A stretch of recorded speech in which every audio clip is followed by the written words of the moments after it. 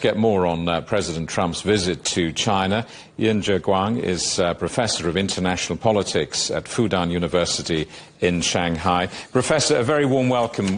Great to see you, and thank you for your time.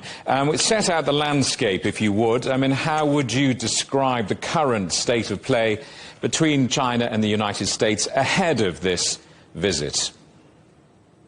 I think there is certain tension between two states over the past years, and among the Chinese populations, they have moderate sort of expectation towards this upcoming visit, and among Chinese policy observers, they would hold a slight sort of cautious optimistic towards the upcoming visit, with the hope of bringing certain stability towards the future couple of months of world order.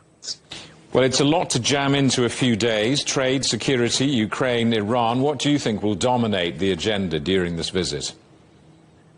As the Minister of Foreign Affairs in China just announced a couple of hours ago, the priority for this meeting is definitely world stability and some level of expectation for the upcoming couple of months in the world to stabilize the Middle Eastern region, as well as the global energy crisis and potentially the Russian-Ukraine sort of issues. These are all major sort of stability concerned areas that will certainly come up in the conversation.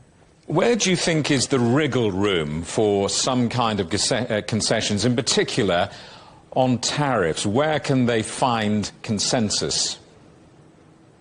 Well, I think the tariff issue is not necessarily something that needs to be discussed further, because the expectations from both sides are rather clear.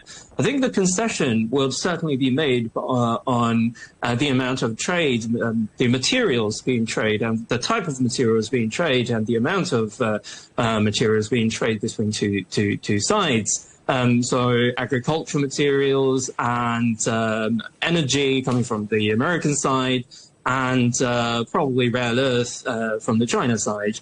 As far as the tariff goes, I think it is more performative rather than anything concrete to be expected.